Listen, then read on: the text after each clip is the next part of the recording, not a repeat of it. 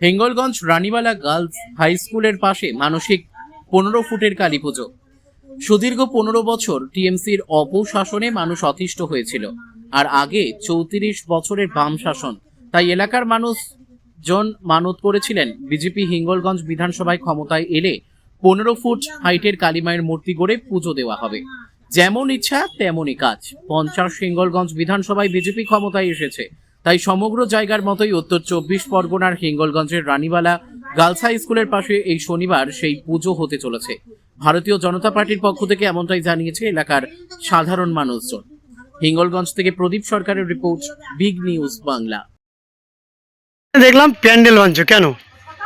প্যান্ডেলটা বিশেষ একটা কারণে প্যান্ডেলটা হয়েছে, যেটা আমাদের গ্রামবাসীর তরফ থেকে একটা মানত করা ছিল যে আমরা আমাদের দল ভারতীয় জনতা পার্টি যদি ক্ষমতায় আসে তাহলে আমরা এখানে 15 ফুটের একটা কালী ঠাকুরের পুজো করবো। কালকে আগামী 12ই আষাঢ় শনিবার, 27 জুন আমাদের পুজোটা শনিবার। আমরা সকলকে আহ্বান করছি। সর্বোপরি আমাদের বিধায়িকা যিনি আছেন রেখা পাত্র, উনিও আসবেন। সকলকে আহ্বান জানাচ্ছি আমরা। আপনার নাম? বাবু দে, 109 নম্বর বুথ, রানীবালা জিএস।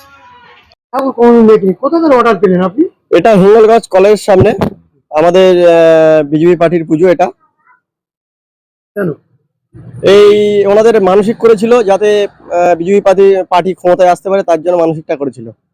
যদি তাদের জয় হয় তবে মানে এই 15 ফুট কালী একটা মানসিক করেছিল, সেটা সফল হওয়ার জন্য পুজোটা কি সফল হয়েছে? সফল হয়েছে। কে বিধায়ক? আমাদের রেখা পাত্র আসবে কি? অবশ্যই আসবে, তিনি কালকে থাকবেন, ঠাকুর নিয়ে যাবে কালকে। এত বড় ঠাকুর করে আগে কোনোদিন তুমি বানিয়েছো? আমি কোনোদিনও বানাইনি, আমার কাছে সর্বপ্রথম। কেমন লাগছে এই বানিয়ে?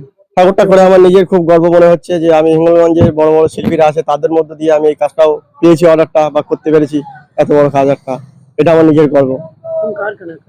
এটা হিঙ্গলগঞ্জ ঘোষপাড়া স্টেট ব্যাংকের সামনে। সুদীপা শিল্পালয়। আমার নাম ছোট্টু সাঁতরা।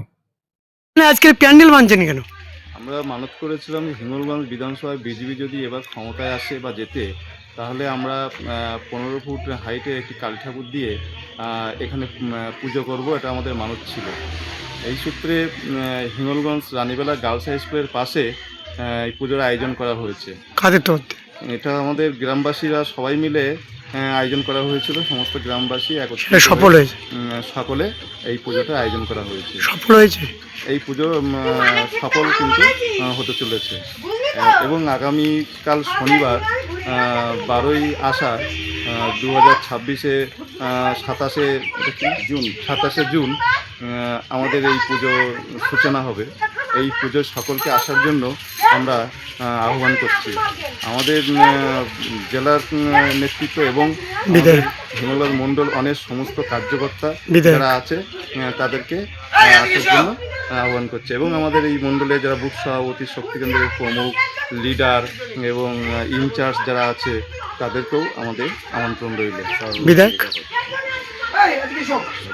সর্বোপরি এবং আমাদের এই বিধানসভার যে ক্যান্ডিডেট আছে রেখাপাত্র দিদি, তিনি আমাদের এই পূজা মণ্ডপে আসলে আমরা খুবই আনন্দিত হই। আপনার নাম? আমার নাম অমল কুমার দাস, হিঙ্গলগঞ্জ মণ্ডল অনেক সহসভাপতি।